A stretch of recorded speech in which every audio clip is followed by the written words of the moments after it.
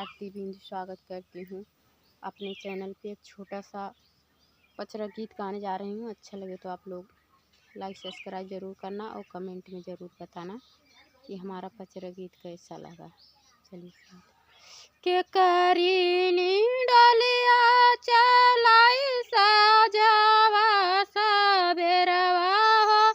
के करी डलिया न चलाई खड़ी दोपहरिया हो, के करी डलिया न चलाई खड़ी दोपहरिया हो, के करी डलिया न काली माई का डलिया चलाई सजावा सबेरवा, भगवती डलिया न चलाई खड़ी दोपहरिया हो, भगवती डलवन चलाई खड़ी दोपहरिया हो, भगवती डलवन के करनी डलवा लगाई लाले रंग हरवा हो, के करे डलवन लगाई पियर पीतम्बर हो, के करे डलवन लगाई पियर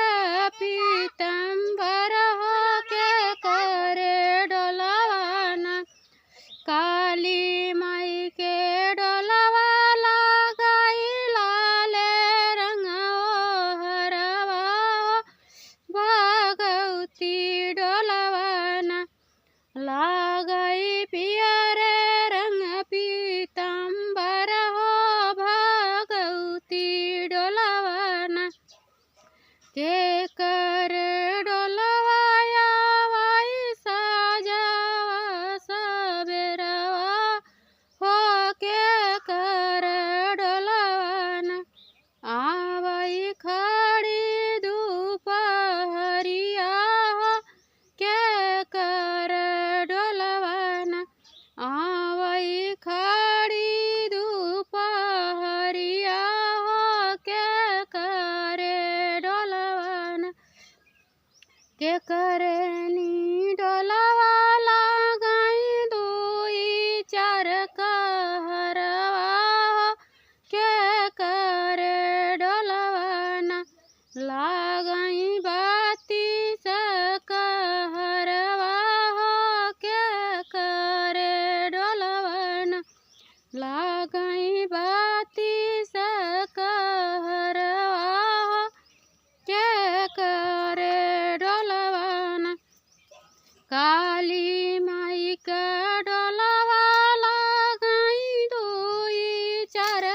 कहरवा हो, भगवती माई के न लगाई बाती सकहरवा हो, भगवती माई के न लगाई बाती सकहरवा हो, भगवती माई के न के करनी डलिया चलाई सजावा सबेरवा हो, के कर डलिया न चलाई खड़ी दोपहरिया हो, के करे डलवन शीतला माई के डलवा चलाई सजावा सबेरवा हो, कि दुर्गा माई के न चलाई खड़ी दोपहरिया हो, कि दुर्गा माई के न चलाई खड़ी दोपहरिया हो, कि दुर्गा माई के न के करनी डलिया चढ़ाई नारियर चुनरिया हो, के करे डलिया न चढ़ाई धारिया दहेड़िया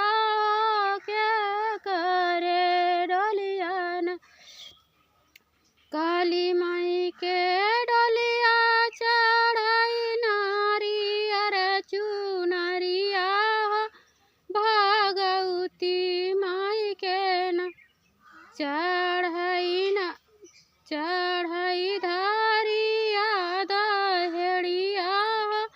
भगवती माई के ना चढ़ई